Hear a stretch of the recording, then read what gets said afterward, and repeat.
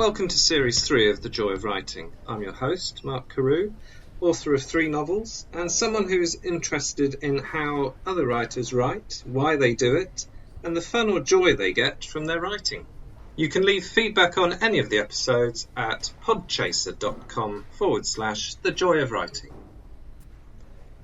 It's a pleasure to talk with Tom Benjamin again, author of A Quiet Death in Italy, his debut novel published during the COVID-19 lockdown. Tom discusses book deals, launch events, both online and planned, and how authors need to be part of promoting their books. I started by asking Tom about his reaction to the publication of his debut. I think that I had the strongest reaction, to be honest, when I got the deal, and because I think that's the moment that most aspiring writers really wait for. Or dream of. Writing seems to be a sort of a process of always waiting for the next big moment, and first you're trying to get the agent, and that's huge, and then in a sense I think many aspiring writers think once they've got the agent then that's it. But to be honest with you, that really wasn't my experience or the experience of other writers that I know. And I think that perhaps that's a little oversold in the advice and the kind of, the books that you read about it. They say it's harder to get an agent than a publishing deal. That may be true, but often it can be hard for an agent to get you a publishing deal. I think that's the case, yeah. Yeah, and, I know plenty of writers whose agents haven't managed to secure them deals or have sent their books out to dozens of publishers without success. I mean, my book actually, it found a publisher relatively quickly within a matter of a few months, but it went out to more than a dozen publishers before it found a publisher, and that, of course, was just my dream come true. Then, of course, what they also don't tell you is that the publishing process itself it seems to take forever. And for me, because of the way that my book was published, what I didn't realise was how little I knew at the beginning of the process. A common feeling, I think. So it went through various edits and proofreads and so on. It took, a fair amount of time. I think from deal to actually having the paperback published, it was, way over a year. In the interim, as you mentioned, an ebook and in fact Audible version were published. At the time, that didn't really particularly resonate with me because the publisher said that they were really kind of waiting to launch the book formally when the paperback was published, which was going to happen in spring. So I was, obviously really looking forward to that. Yes. And, arranging a launch and so on and so forth in the UK, because obviously I'm based in Italy.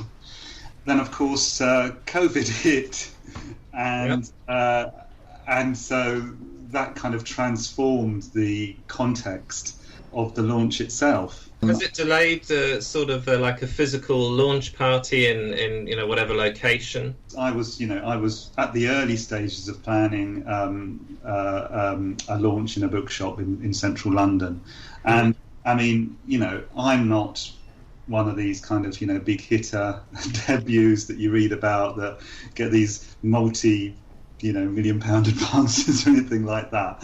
And this was something that actually I was going to have to arrange myself, because the publishers, and I think this is quite common, it's again something that I've discovered and had no knowledge of previously, but for most debut publishers, authors who aren't known, publishers don't tend to really organise launches and support launches, because they don't see any kind of economic benefit from it. Right.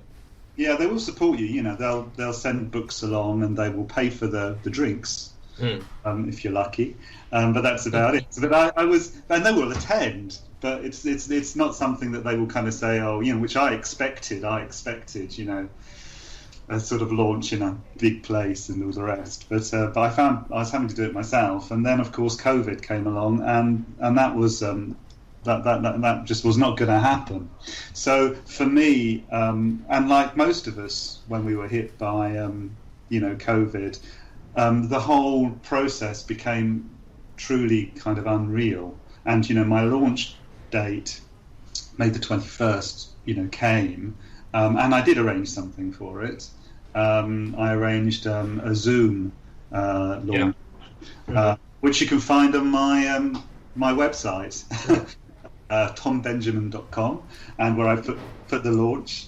And I basically just invited friends, family, and fellow authors, because I felt that I wanted to mark it, and it needed to be marked. Yes. But of course, it wasn't like anything like I had expected. Expected with wine and all the rest. Well, there was wine actually, but but just shared between my wife and I and people throughout the world. In fact, I had it was actually lovely, because there was something that I wouldn't have had had I had a launch in a bookshop in London. For example, I had friends in America. I had a friend in Alaska.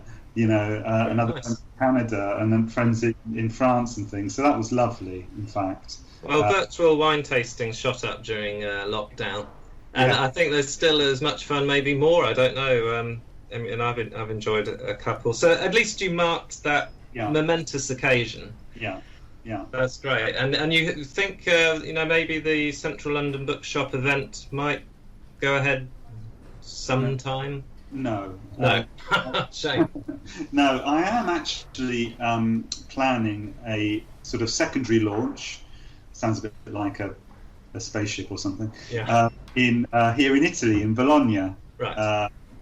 With with my Italian friends, because things have of course sort of relaxed a bit now here and in the UK, I understand, and also because although I don't have an Italian publisher as yet, I would like to mark the occasion here in Italy, and to be honest, I got a friend who's got a really nice sort of artist studio, and it seemed like a great excuse for a party, and so that I'm maybe thinking of even live streaming. I'm not sure, but that won't take place until the end of September. Right.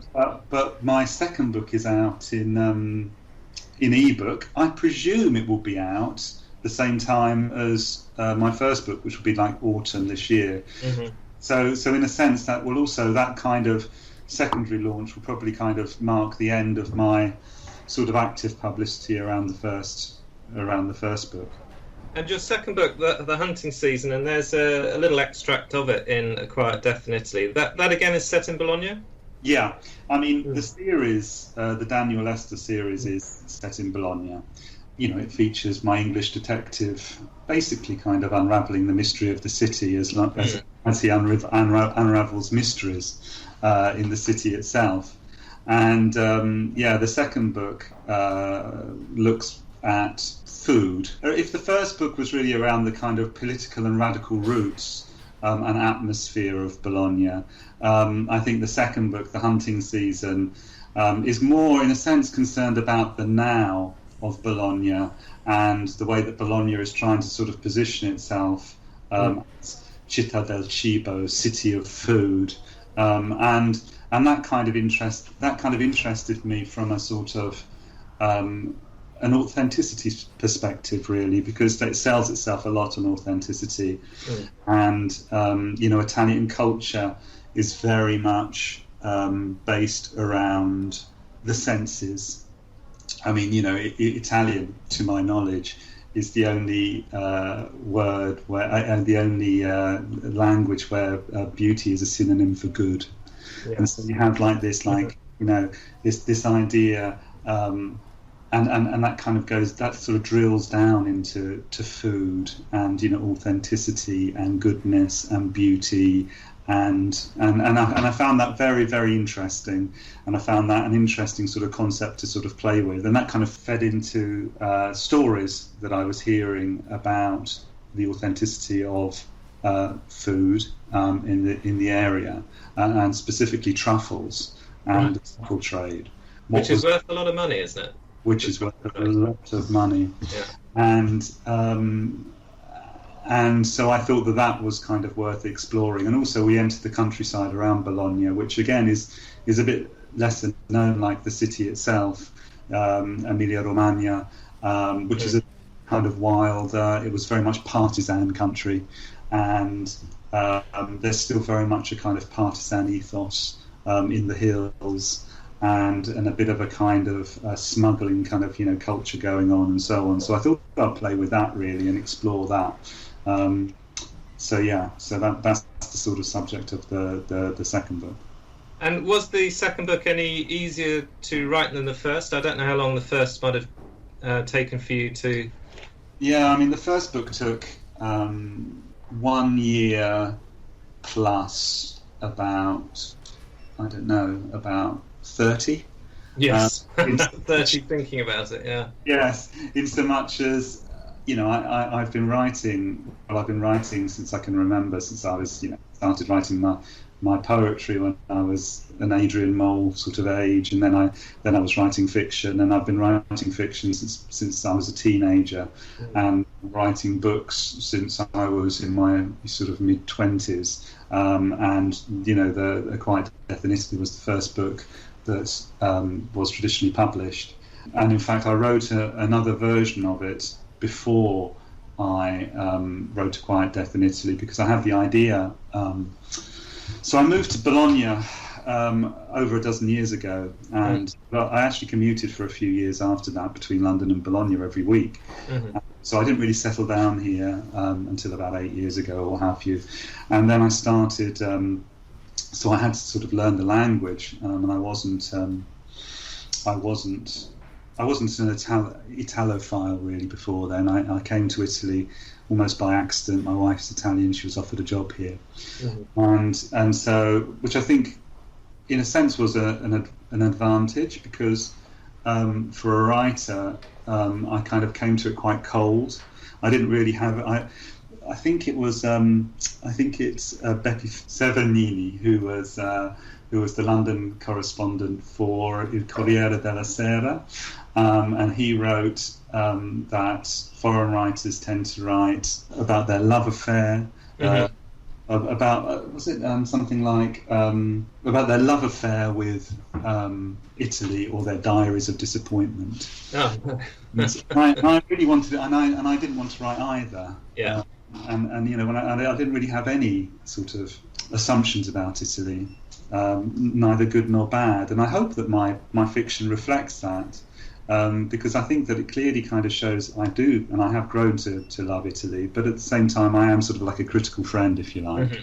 And so coming back to my original point and the original inspiration for the book, so I didn't know any Italian before I got here, and I didn't learn any Italian when I was commuting. So I joined a language school, spent 3 months basically sitting with teenagers discussing the best way to get to a swimming pool. And then you'd kind of step into the street, and someone would just go blah blah blah to you. Yeah.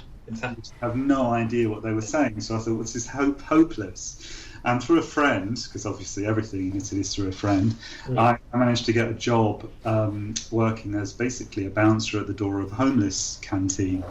And that's where I spent a year, and it really helped me kind of develop my Italian, basically, and my street Italian, you might. Right.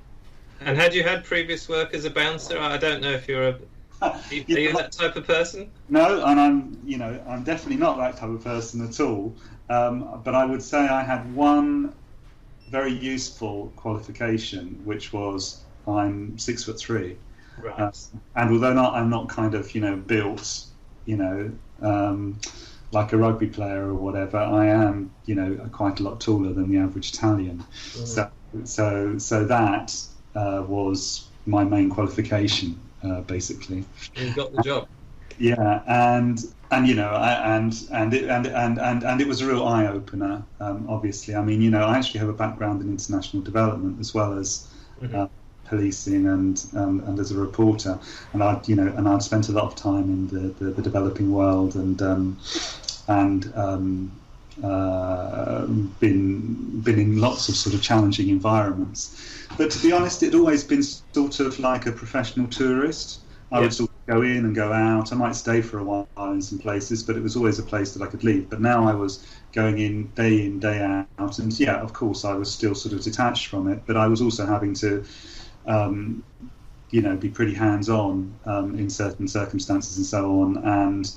And I was exposed to an Italy that, most tourists obviously never sort of see. Yeah, and that's the thing that really began to interest me. I was thinking, not exactly that this is the real Italy, because there are many Italys, there are many, Britons and so on. But this is a very interesting Italy that people don't really see. And I thought, wouldn't this be interesting to write about? And so with the first book I started, and my first book was a lot more sort of, you might say even more gritty than A Quiet Death in Italy. And so I started writing about this in this world and so on. And also, because I'd also read a book, Naples 44 by Norman Lewis, which was fantastic. It was basically his true account of his time as a secret policeman in charge of Naples at the end of the Second World War. And I just thought, well, what a fantastic context. And so the two together, I had this, that was my idea. My idea was, basically to look at modern day Italy through the eyes of a British policeman, or in my case a private investigator, because you get a lot of writers who have Italian policemen in Italy, but I really liked the way that he looked at Italy from an outsider's perspective and could compare it, and I wasn't going to pretend to sort of be an Italian. I thought it was far more interesting from my perspective to look at Italy through the eyes of someone who's living there, but not actually Italian. Yeah. No, I agree. I mean, it's a good concept. What did your Italian friends, if they've read the book, have they had any reaction to you writing about their society and their city? I was quite pleased by the reaction, to be honest with you. No one turned around and said, well, this is just ridiculous, this is rubbish, this is nonsense, which I think is always the risk. And because I really didn't want to sort of write this. I didn't want to be inaccurate, to be honest with you. I mean, the whole point of my book is, well, I wouldn't say the whole point is accuracy, because of course it's a fiction, and of course I do have to sort of play with certain aspects of it to make it work. But at the same time, I wanted it to feel true, and a lot of the comments and the observations I make about Italy are derived through my Italian friends. I found their response quite heartening. And to be honest, if they told me that there was something they didn't like, I would change it. Mm-hmm. I mean, it certainly smacked of authenticity to me, and it seems to be confirmed by your friends. And you're right. I mean, it is fiction, but it's got to be believable fiction. Yeah. You're inventing a simulation in a story world, so at least get the world right. That's very interesting, and good to see you've got second one coming out, and maybe a third percolating in the brain somewhere. Yeah, well, it was a 3-book contract. Okay. So I'm contracted for the third, and I've got about 10,000 words down on that at the moment. And the looming deadline. A looming deadline. I mean, the first, the publisher is reasonably reasonable with deadlines. I mean, I have basically about a year to write every book, which came in really useful for the second book, as the first version I submitted, they didn't like very much. Because it wasn't so much the content as the tone, and also I was like running with too many plots, they felt, because I'd had the first one published, and I felt with the second one I wanted to be a bit more fluid and free, and freewheeling, if you like, a bit more pantser, as people say, and I thought that it worked, but they felt that there was just too much going on in it. So basically I had to do a huge rewrite which took me months. Like most of the book, are we, or half the book, or? Yeah, I mean, basically, I managed to scrape about 20% from the first version. Right. That's another 60,000 words fresh. Ouch. So yeah. But they were right. At the time, it hit me pretty hard. Yeah. But I have to say, my editor, Christina Green, is really spot on, and although sometimes these comments can be difficult to sort of take, on reflection, she turns out to be right. So I do have quite a lot of faith in her. Yeah. Well, I mean, great stuff. I mean, these are the trials and tribulations, aren't they? I mean, asking for a major rewrite, asking for minor edits. It's always extra work to do. Very, very interesting, Tom, and thanks for talking about this. I look forward to hearing from you about your advice to anyone brave and crazy enough to try and write a book. So until next time, thank you very much indeed. I will indeed be talking with Tom again about advice to aspiring writers in the next episode, and we will also hear more about Naples 44, the book that Tom found so inspirational.